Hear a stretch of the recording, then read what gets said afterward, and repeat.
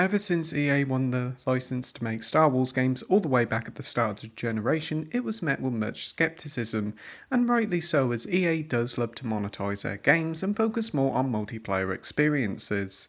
Their first game, Star Wars Battlefront, was content light but a decent enough experience, but EA's true greed was shown with the launch of Battlefront 2 in 2017, with some outrageous microtransactions and loot boxes that caused much controversy and was pulled right before the game's launch. Thankfully, the game has been majorly overhauled since then, and now it's an incredibly generous game with a huge range of free new content updates, and whilst microtransactions are here, they're only cosmetics and they don't bother you that much.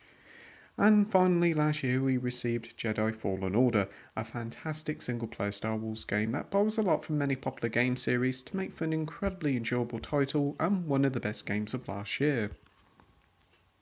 But now, at the tail end of this generation, we're receiving what could be our last EA Star Wars game on current gen consoles with Star Wars Squadrons, a space combat game heavily inspired by X-Wing vs TIE Fighter and Rogue Squadron. So let's see how they did, shall we? Squadrons has a story mode and it's set after the events of Return of the Jedi and sees the remnants of the Empire trying to fight back the rebels. The interweaving storyline sees how the tale pans out from both perspectives, and for the most part it's a decent little tale. Whilst nothing memorable, it does what it set out to do fine. The characters are a mixed bag though, some of them are rather likeable, whilst the majority of them are rather bland and boring. That being said, there's plenty of cameos from famous faces from the galaxy far, far away to make it a great little experience for long-time fans. Piloting your ship and mastering the many mechanics is very in-depth and very enjoyable to learn. Going straight into multiplayer isn't really recommended, as there's a fair bit to learn. Controlling your ship is easy enough, but when you choose your playstyle, that's when the game gets interesting. See, your ship, when you first use it, has a normal amount of speed, defense and attack, but you can choose to direct power thanks to the D-pad to focus more on speed to catch up with enemies, defense to protect their barrage of laser attacks, or attacks when you need the extra firepower, but this does come at the cost of the other two. It's a very interesting mechanic that really does feel like a huge step up from space combat we've seen in the recent Battlefront games. The story mode is a bit basic in its design, and at the end of the day it is a glorified tutorial, but it's a very fun one at that and teaches you the ropes very well, and is also decent length at around the 7 to 8 hour mark. There's some longevity to the story mode, as there's multiple difficulty modes and there's a few medals for each mission. They really don't do much once they're unlocked, but they're there if there's something you want to do.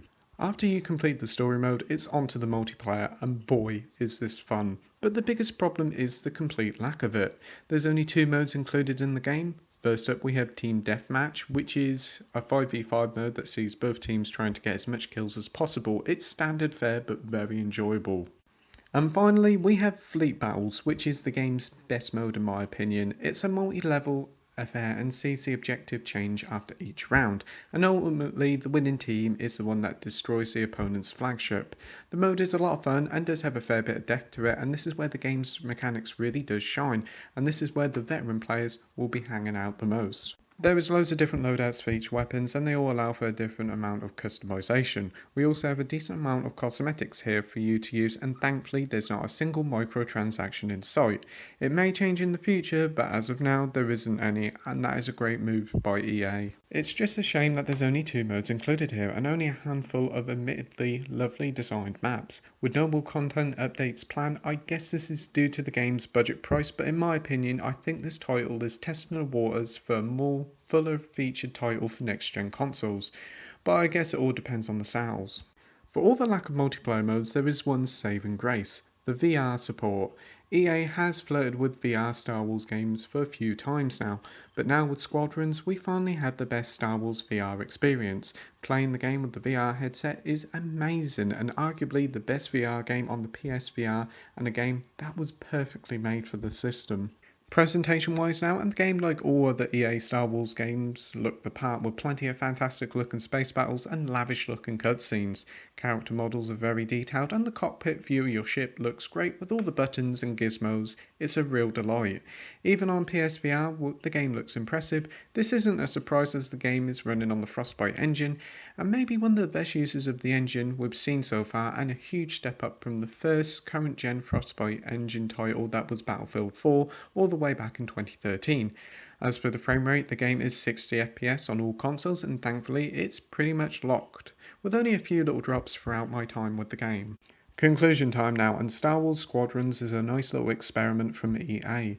The title delivers the fast and strategic flight experience fans have been craving for years now. The story mode is a fun 7-hour tutorial, but it does have its moments with a rather enjoyable tale. The multiplayer is where it's all at with the very enjoyable fleet battles and dogfights. It's just a shame that there's only 2 modes on offer. But those with a VR headset, this game is a must buy as it's one of the best uses of the tech I've seen. At the £30 price tag, it does make it understandable why there's a lack of many multiplayer modes, so with that I'm giving Star Wars Squadrons a 7 out of 10 with the title of good. As always, thank you for watching my review, and if you could like and subscribe that would be a big help, and until next time, happy gaming, bye!